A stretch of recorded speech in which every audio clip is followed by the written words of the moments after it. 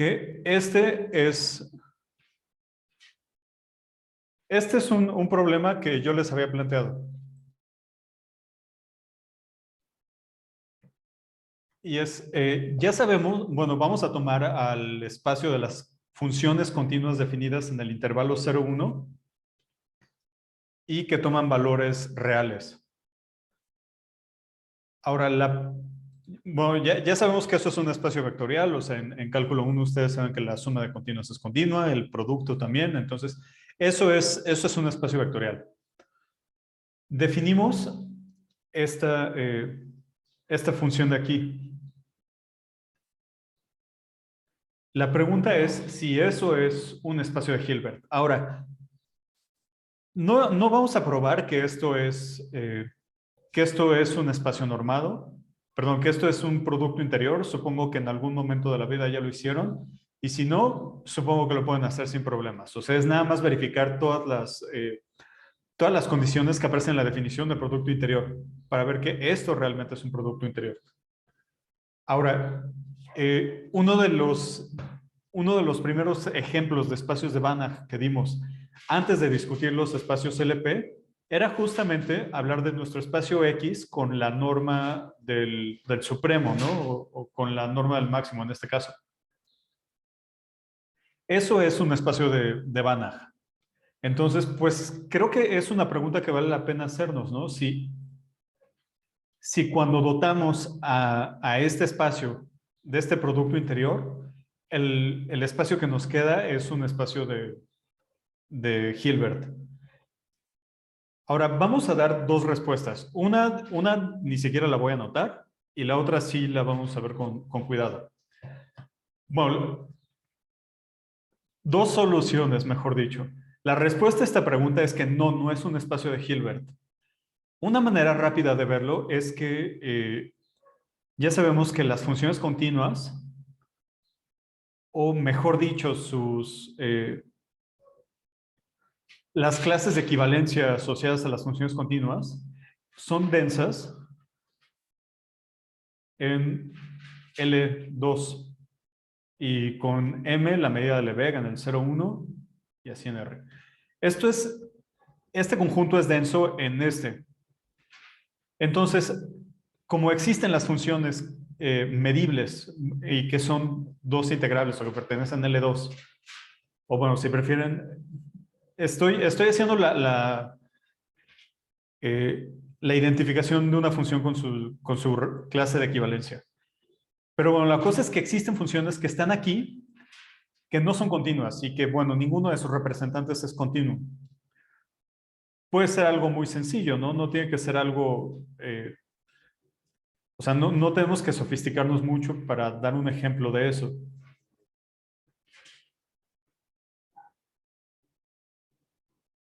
Por ejemplo, podemos dar una función. La gráfica va a ser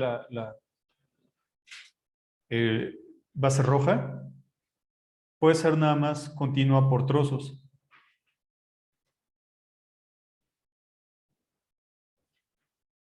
¿Ok? Y aquí, en los brincos, no importa cómo definamos a la función, no va a ser continua. Y bueno, esto es medible, ¿no? Entonces, bueno, es medible, es acotado, la medida es acotada, entonces esto está en L2. Ok, entonces esa es una solución. No, esto no es un espacio de Hilbert. Pero bueno, o sea, creo que esta es una respuesta con la que esperaría que se pudieran sentir un poco cómodos y si no, al menos que le puedan dar algunas vueltas y ya con eso sale. Recuerden que en alguna hoja probaron probaron este criterio sobre la separabilidad de los espacios LP.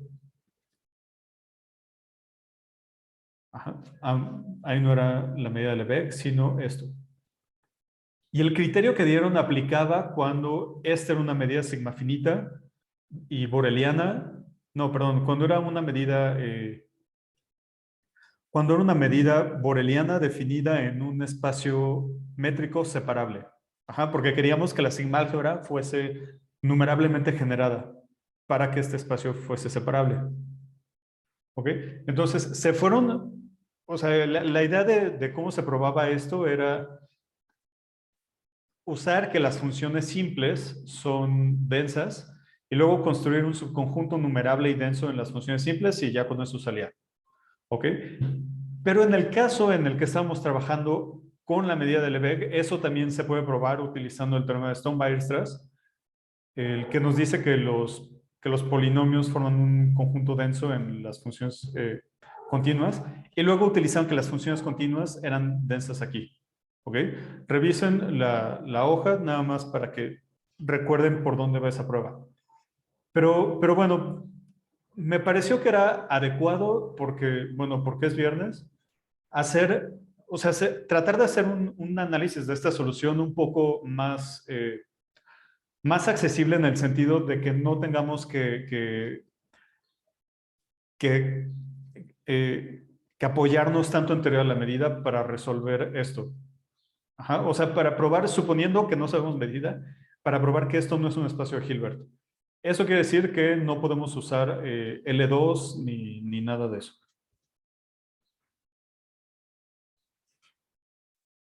Entonces, la demostración, bueno, hay algunos argumentos que se repiten, entonces los voy a hacer nada más la primera vez y después nada más voy a decir, bueno, como argumentamos antes o modificando levemente el argumento o cosas así y seguimos.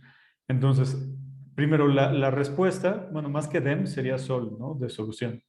Solución, no. Esto no es un espacio de Hilbert. No es un espacio de Hilbert. Igual no vamos a probar que es un producto interior, que suponemos que ya lo sabemos, sino lo que vamos a hacer es dar explícitamente una sucesión de Cauchy que no tiene subsucesiones convergentes, o bueno, que no es convergente. Vamos a empezar con una sucesión de reales no negativos con... Esto significa que converge a cero y además es estrictamente decreciente y además vamos a pedir que epsilon 1 sea menor que un medio. O sea, aquí estoy poniendo epsilon n, pero o sea, lo estoy poniendo porque realmente no importa la forma que tenga esa sucesión que converja a cero, mientras converja a cero y sea monótona. Incluso esta restricción de aquí la podríamos relajar. ¿Ok? Pero bueno, lo que me importa son estas propiedades, no tanto la forma particular de la sucesión epsilon n. Por ejemplo, podríamos poner epsilon n igual a 1 entre n. Ok, y ahora vamos a definimos, de hecho, para, eh, bueno, para algunos de ustedes esto les debe de sonar bastante familiar, ¿no? A Fn en X, como sigue. Para n en los naturales, definimos esto para toda X en n, Fn de X es igual a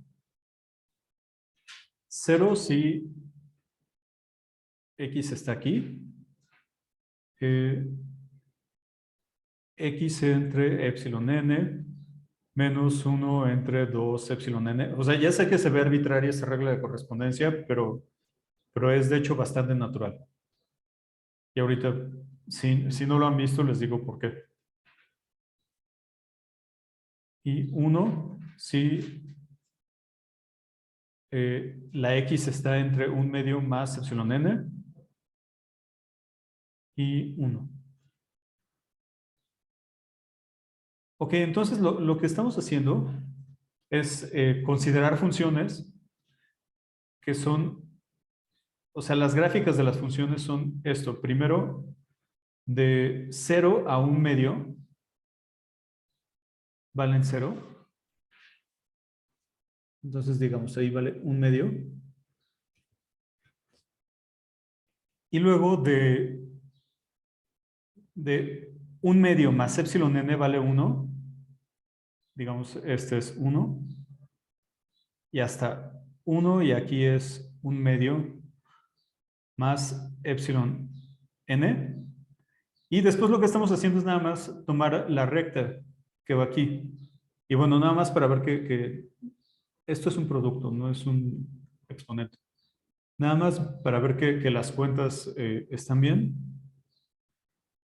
Pues vamos a ver que es continua, ¿no? O sea, cada uno de los trazos de los trozos es claramente continuo, entonces nada más vamos a ver que en donde se unen, sí es. Entonces, Fn de x en un medio, perdón, Fn de un medio, bueno, también tenemos que verificarlo, ¿no? Para ver que esto está bien definido, porque el un medio está cayendo aquí y aquí, y el un medio más epsilon n está cayendo en estos dos. Entonces, Fn de un medio, tomando la regla de correspondencia del medio, nos queda x menos un medio, bueno, Fn de x es igual a x menos un medio por 1 entre epsilon n. Entonces, cuando la x es igual a un medio, esto vale 0. Perfecto. Y cuando la x es igual a un medio más epsilon n, esto del paréntesis nos queda epsilon n, que es igual a 1 y coincide con esto, ok. Entonces, perfecto. Esta regla de correspondencia sí es lo que está pasando aquí. Ahora, como las epsilon n se van haciendo cada vez más chiquitas y convergen a 0, lo que estamos haciendo es que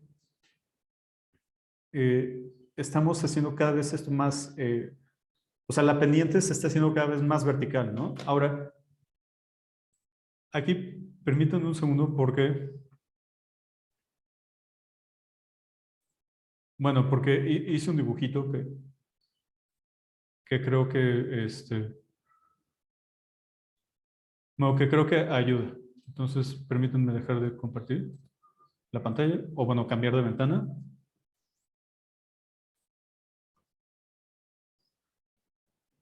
Exacto, están forzando que, como dice Brian, están forzando que en el límite se rompa la sucesión.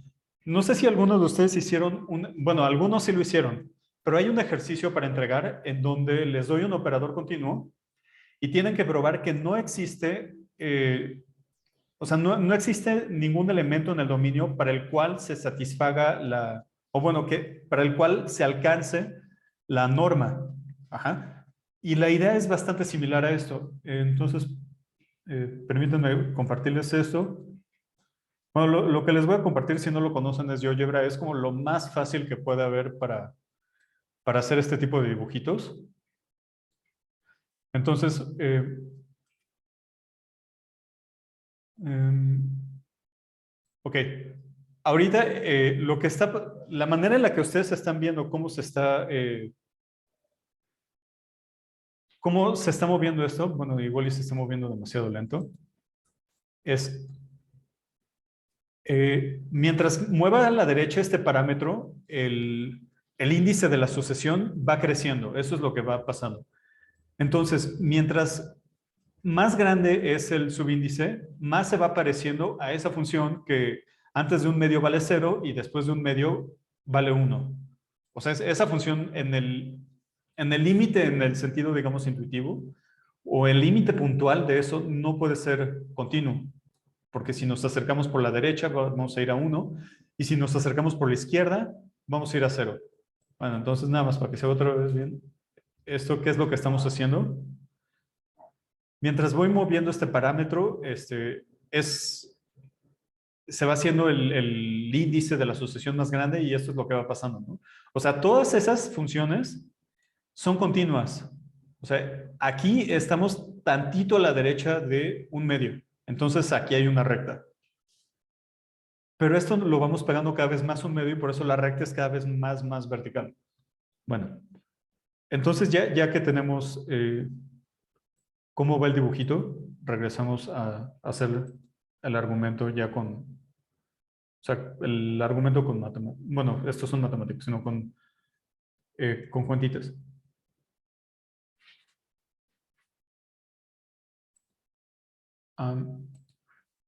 Perdón. Bien.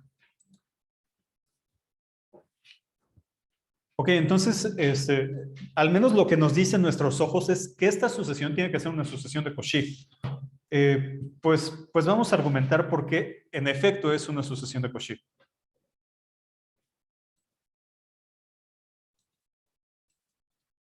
Bueno, el dibujo, bueno, mejor lo vuelvo a hacer ahora que lo vuelva a necesitar. Ahora, vamos a tomar, sean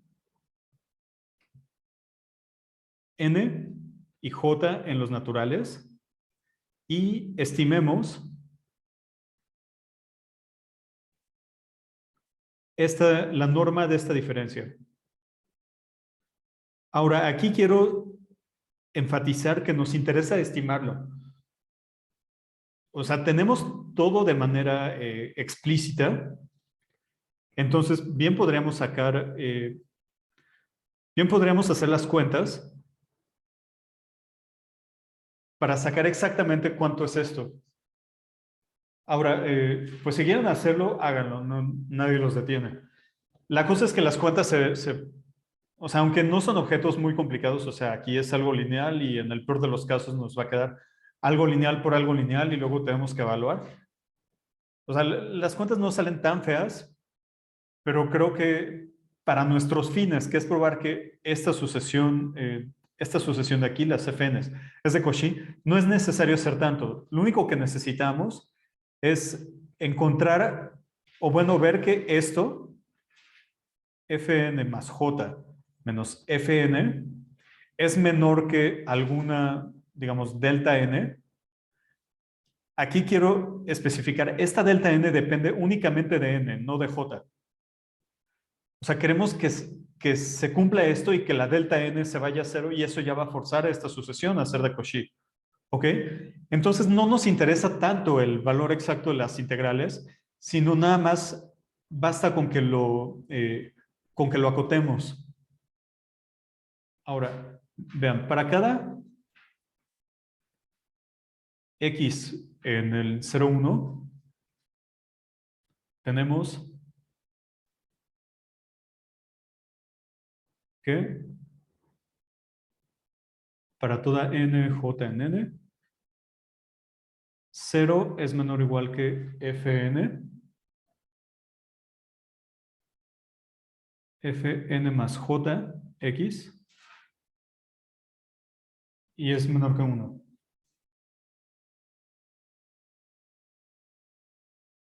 ¿Ok? Bueno, aquí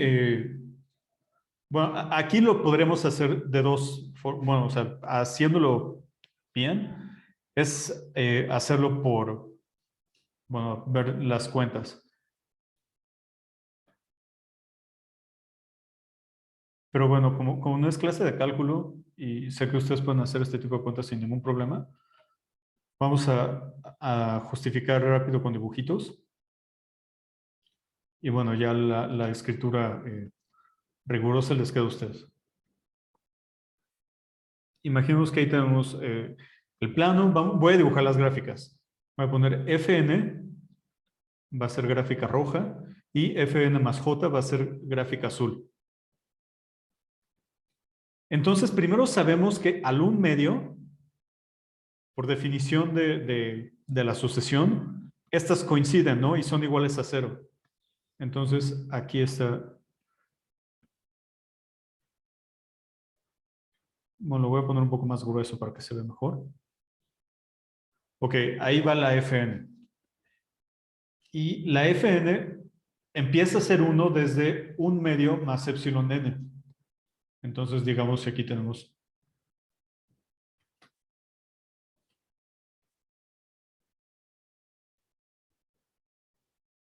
Digamos que ahí empieza el 1 medio más epsilon n y ahí se va la gráfica de Fn. Ahora, sabemos que, o sea, bueno, por la manera en la que elegimos a las epsilon n es mayor que epsilon n más j. Eso quiere decir que, bueno, 1 medio más epsilon n es mayor que 1 medio más epsilon n más j. Eso quiere decir que cuando dibujamos la gráfica de la función fnj, pues igual de 0 a 1/2 es lo mismo, pero va a empezar a ser 1 antes. Ajá. Entonces, vean, del 0 a 1/2 coinciden. De 1/2 más epsilon n en adelante coinciden. Y en este cachito en el que no coinciden, que es de 1/2 a 1/2 a más epsilon n, la gráfica azul está arriba de la gráfica roja. O sea, arriba me refiero a la función es mayor, ¿no? De nuevo, si quisiéramos hacer esto de manera muy quisquillosa, lo que tendremos que hacer es partir en estos casos 1/2 más epsilon n más j,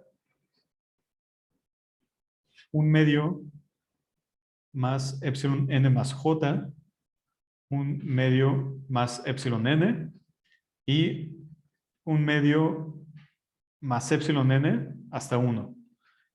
Aquí valen 0 las dos, aquí valen 1 las dos, aquí la roja vale 1, no, perdón, la azul vale 1 y la roja vale algo menor o igual que 1. Y aquí estamos en este pedazo de aquí, en donde ninguna de las dos vale 1, pero fn más j es mayor o igual. Entonces, bueno, creo que esto lo podemos dar como ya justificado, ¿no? De nuevo, igual se pueden hacer las cuentas sin mayor problema. Ahora, esto implica, perdón, aquí este cuantificador no va porque ya fijamos a j y n. Esto implica que para toda x en el 0, 1, tenemos esto 0 menor o igual que fn más j de x menos fn de x al cuadrado, y esto es menor o igual que 1. ¿Ok? Esta diferencia siempre está acotada. Y de hecho, pues lo que estamos diciendo es que este término siempre es mayor o igual que este término. Bien, perfecto. Entonces con eso ya podemos estimar a las integrales. Llegamos a...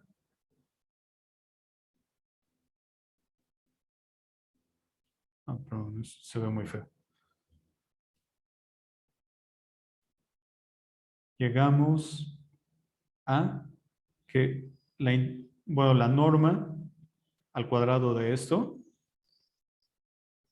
es igual a la integral de 0 a 1 de fn más j x fn x de x. De nuevo, aquí lo pueden pensar como integral de Riemann, no estamos hablando de medidas ni nada, es integral como las de cálculo. Y esto, pues es menor o igual perdón, no, esto está mal, ¿no? Esto no es el producto interior, esto es la norma al cuadrado. Ahora sí. Y esto es...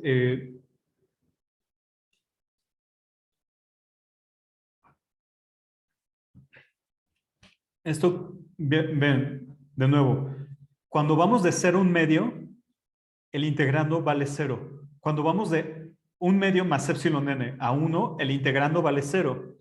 Entonces esto lo podemos escribir como la integral de 1/2 a 1/2 más epsilon n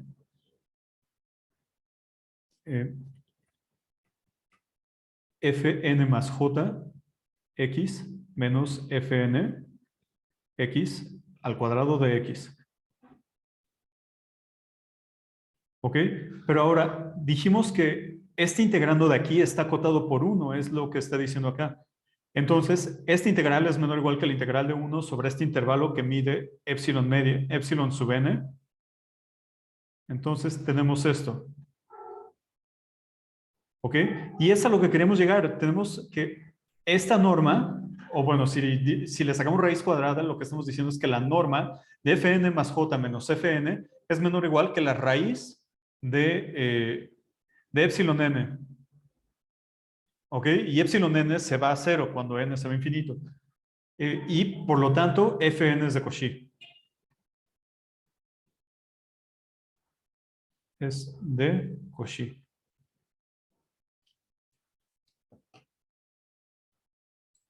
Ok, entonces falta decir por qué esta sucesión no converge. Si existe, o bueno, si existiera, ¿no? Supongamos que existe, supongamos que existe f continua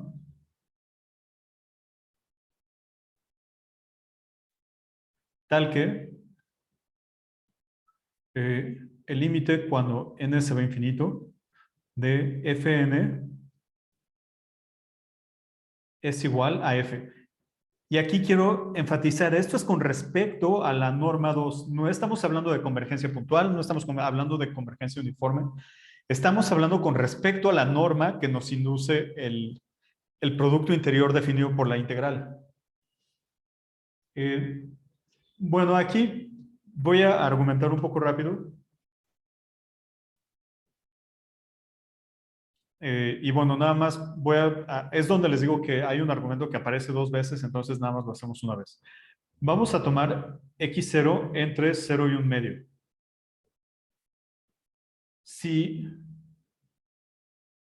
si tuviéramos f de x0 mayor que 0, existiría delta por continuidad de f, tal que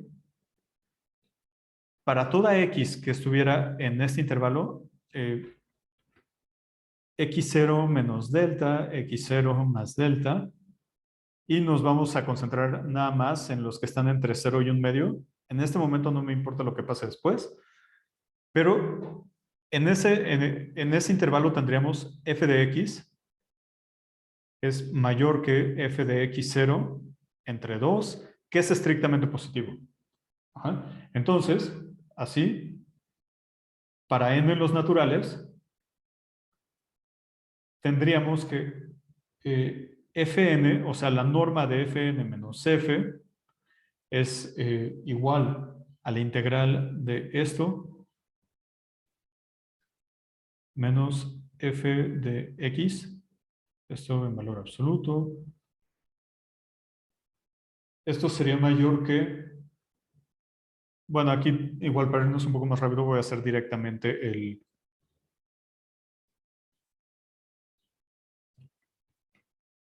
voy a hacer directamente este brinco. Y bueno, aunque realmente nos importa que la delta sea chiquita para evitar cosas molestas, vamos a poner delta que está entre 0 y 1 medio. O sea, eso es para poder poner aquí la delta nada más. Y esto es estrictamente positivo, ¿no? O sea, lo que estamos diciendo es que la norma no se puede ir a 0 porque esto es una constante mayor que 0. Entonces ahí está nuestra contradicción. Por lo tanto, f de x0 es menor o igual que 0. Similarmente,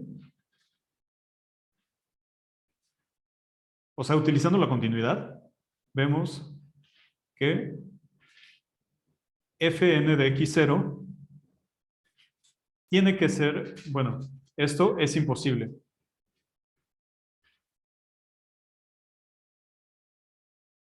Por lo tanto,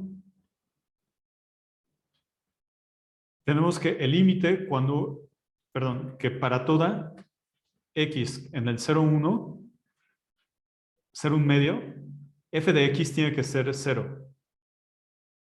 De manera parecida, o sea, sí, de manera parecida, porque no es exactamente el mismo argumento, pero la idea es la misma, es utilizar la continuidad. Y aquí también vamos a requerir que la sucesión epsilon n se vaya yendo hacia 0. Y usando epsilon n se va a 0, llegamos a que para toda x perdón, aquí es sin el 1 medio, hasta el 1, debemos de tener que f de x es igual a 1. Entonces, ya llegamos a la contradicción, ¿no? Porque f no puede ser continua en un medio. Si quieren, se pueden ir por límites o pues sí, nos podemos ir por límites. Por un lado, sabemos que f de un medio, porque aquí sí estamos tomando en cuenta el un medio, tiene que ser 0. Sin embargo, cuando nos acercamos a un medio por la derecha, el límite es 1. Esto contradice. Contradice que f sea continua. Y bueno, sí lo pudimos hacer, pero bueno, y termina el resultado, ¿no? Sí pudimos contestar satisfactoriamente la pregunta, pero creo que, bueno, creo que apelando directamente a medida, pues esta respuesta, que fueron 2 páginas, se reduce a un par de oraciones, ¿no? Entonces, bueno, es para que podamos apreciar un poquito más medida. Ahora, la segunda pregunta es, si no me equivoco, es de Brian, ¿no? Me faltó ponerle aquí que es problema suyo. Y es, si tenemos un espacio vectorial sobre K, igual K es, es el campo de los números reales o el campo de los números complejos, y tenemos un conjunto E que es no vacío y que satisface esto, o sea, no estamos suponiendo convexidad, estamos suponiendo que una combinación convexa en particular está ahí y es la de un medio. Si esto es cierto, entonces la pregunta es, ¿el conjunto es convexo? Y después me parece que, si mal no recuerdo, fue Jesús Ángel quien dijo que seguramente ocurrían cosas raras aquí, o sea, había ejemplos raros en donde esto tronaba, pero que igual y se preguntábamos, bueno, si imponíamos la hipótesis de que E es cerrado, entonces el conjunto podría ser convexo. La respuesta es que, en efecto, en el primer caso pueden ocurrir cosas raras.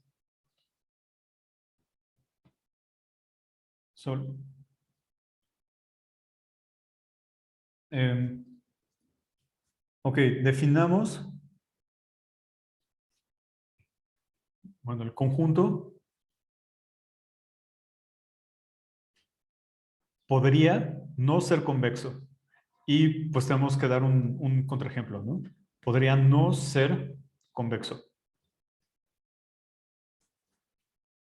Sea, vamos a ponerle E subíndice 0,1, es el intervalo, igual a este conjunto.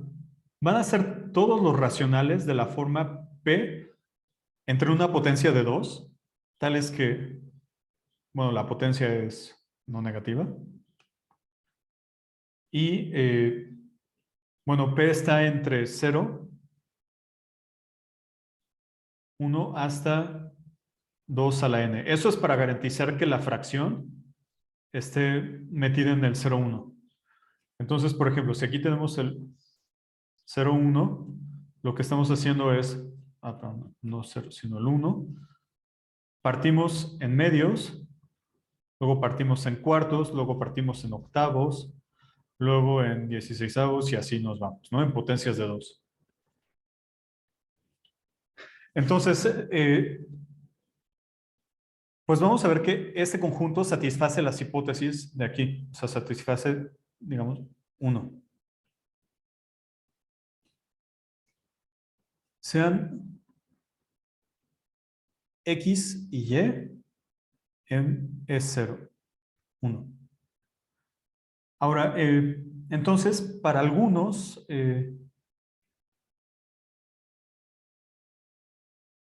N, y bueno, aquí lo voy a escribir y luego digo que es, hay un detallito que hay que tomar en cuenta. Para algunos, N en los naturales y P y Q aquí, tenemos que X es igual a P entre 2 a la N y Q, perdón, y Y es igual a Q entre 2 a la N. Ahora, una objeción que tendríamos a esto aquí es bastante natural, es que cuando estamos tomando a X y a Y en este conjunto, pues de entrada sabemos que X es de esta forma, 2N, y Y sería, bueno, aquí lo voy a poner mayúsculas para no confundir, y Y sería algo de esta forma, 2 a la M, o sea, este denominador y este denominador no tienen por qué coincidir. Sin embargo, pues si suponemos que N es mayor o igual que M, entonces pues aquí multiplicamos por 2 a la N menos M y aquí por 2 a la N menos M y ya igualamos a los denominadores, ¿no? Entonces, por eso no hay ningún problema al suponer esto, al suponer que tienen el mismo denominador. ¿Ok? Y y en este caso, tenemos que un medio de X más un medio de Y es igual a P más Q entre 2 a la N más 1, que pertenece a E01. Y bueno, si quieren ver por qué o sea, por qué pertenece a E01, primero es porque el denominador es una potencia de 2, y segundo es porque el numerador es menor o igual que el denominador. O sea, tenemos esto, y entonces esto implica que P más Q es menor o igual que 2 veces por 2 a la N, que es 2N más 1. ¿Ok? Entonces, sí se satisface la condición que impusimos. Sin embargo,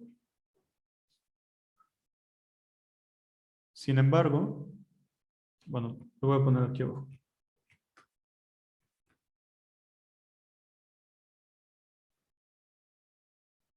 El 1/3, que lo podemos escribir como 2/3 por 0 más 1/3 por 1, no pertenece a este conjunto. O sea, no pertenece a este conjunto porque cuando lo escribimos de este modo, el denominador no es una potencia de 2. ¿Ok? Entonces, digo, igual podremos haber tomado cualquier número irracional y hacía el truco, ¿no?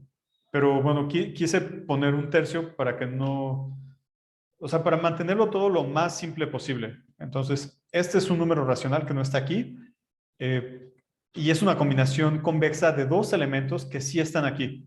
Por lo tanto, ese conjunto no es convexo.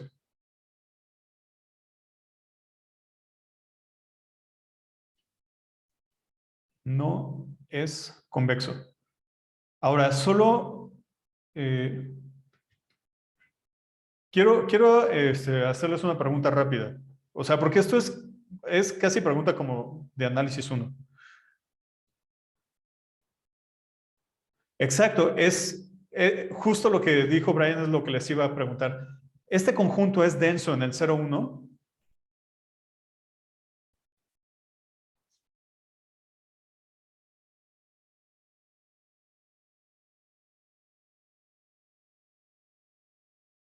Exacto, es denso, ¿no? Creo que la manera más rápida de ver que esto es denso, la que se me ocurre, es utilizando expansiones en base 2.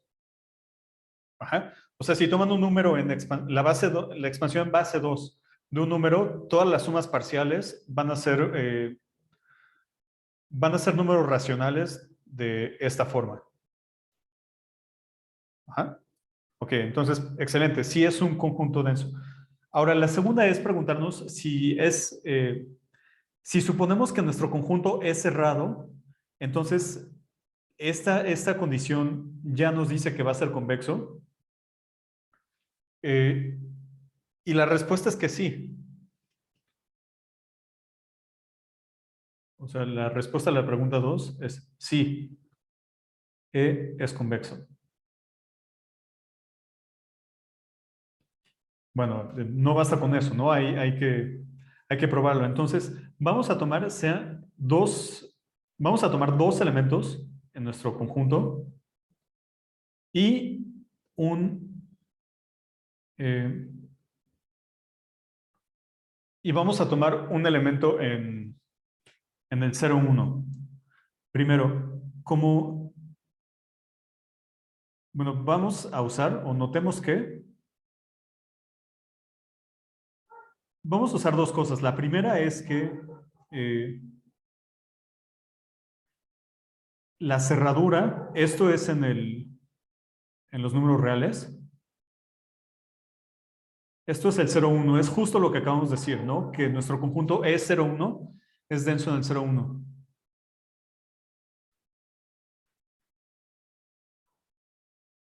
Exacto. O sea, es lo que nos dice Brian aquí, que el proceso nos da un conjunto denso en el segmento de recta entre dos puntos cualesquiera. Y eso es lo que vamos a usar. La segunda es que esto no lo voy a probar, pero bueno, creo que no es tan difícil de convencernos de que es cierto. Y una prueba rigurosa la podrían hacer por inducción. O sea, aquí le voy a poner T0. Para toda T en nuestro conjunto E0T, tenemos que Y más Tx menos Y. O sea que esto es, simplificando, es Tx más 1 menos Ty. Solo que a veces me gusta ponerlo así porque creo que es geométricamente más claro qué está pasando. O mejor lo voy a poner así, X más Ty menos X. O sea, nos paramos en el vector X y nos movemos en una recta hacia Y. Y el segmento recta y ese segmento está parametrizado por esta T. Bueno, lo que estoy diciendo es que con las hipótesis que tenemos, para cualquier T que esté en este conjunto, el que dijimos de los racionales diádicos, eh, cada que agarramos un elemento de ahí, entonces este elemento va a estar en E. Ahora, les dije que lo podían probar por inducción. Vamos a regresarnos aquí. Mi sugerencia es que vayan construyendo este conjunto por capas. Por capas me refiero a primero pongan n igual a 0 y ahí tienen dos números, ¿no? El 0 y 1. Luego pongan n igual a 1 y ahí tienen tres números, el 0, el 1 medio y el 1. Luego pongan n igual a 4 y ahí tienen cinco números, el 0, el 1 cuarto, el 2 cuartos, el 3 cuartos y el 4 cuartos. Y así se van. Entonces, eh, si hacen, bueno, si observan que P2 a la n, o sea que el punto medio de esto es igual a 2P más 1 entre 2 a la n más 1. Perdón, esto no es la suma, es el punto medio. Bueno, vamos a ponerlo así, punto medio. O sea, el punto medio de eso es esto. Entonces, con esta observación ya pueden resolverlo. Que, bueno, si a alguno de ustedes les gusta la teoría de números, igual le pueden echar un ojo a unas cosas que se llaman fracciones de Faraday, que se parecen bastante a eso. Fracciones de Faraday. Hay cosas muy bonitas ahí relacionadas con eso. Bueno, la cosa es que esto es lo que tenemos, ¿no? Ahora, si tomemos Tn en E01, o sea, en estos racionales con denominador potencia de 2, tal que el límite cuando n se va infinito, aquí estamos hablando de números reales, o sea, aquí es sucesión de números reales. Entonces,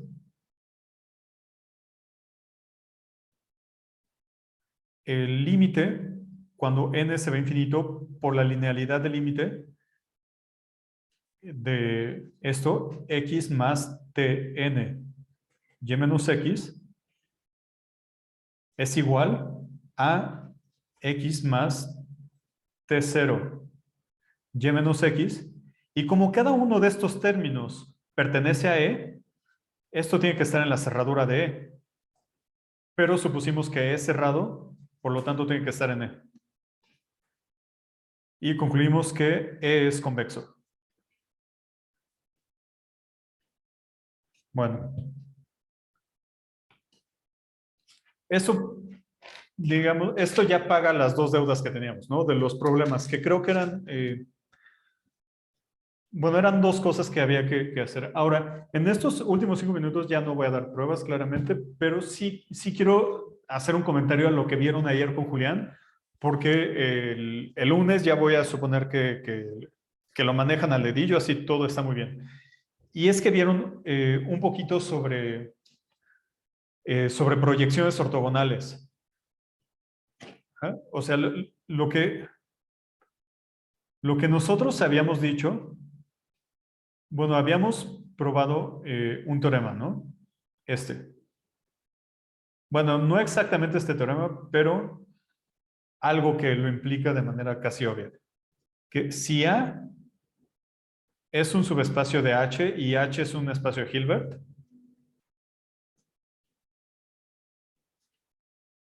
sea, H, un espacio de Hilbert.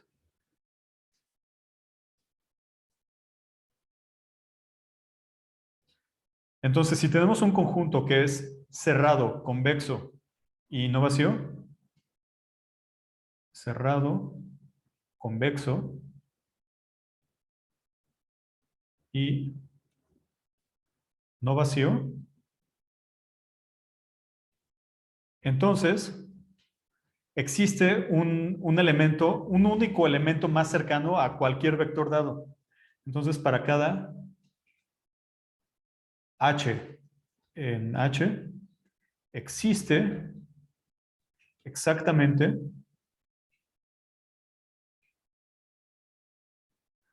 un A en A, bueno, vamos a ponerle A sub H, tal que H menos AH sea igual al ínfimo de la distancia, bueno, al ínfimo de las distancias con A en A.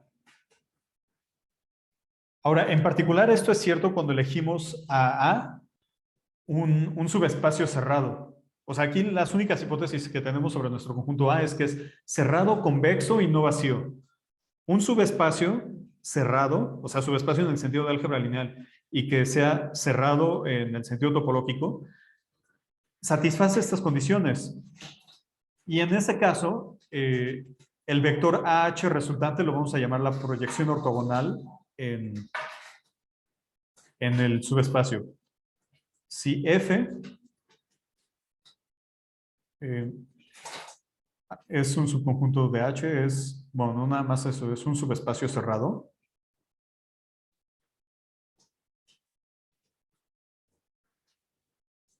La proyección ortogonal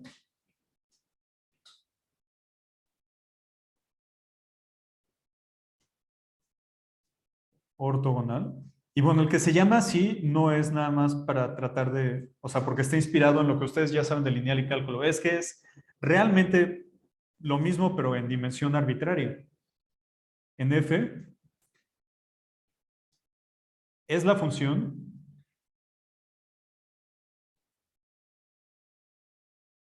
que va, vamos a ponerle pi sub f, que va de nuestro espacio de Hilbert al subespacio cerrado, que a su vez es un espacio de Hilbert porque es un subconjunto cerrado de un espacio métrico completo,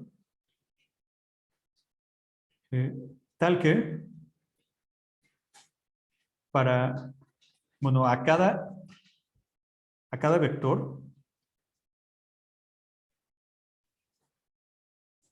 cada h en h le asocia pi sub f de h, tal que, tal que minimiza la distancia.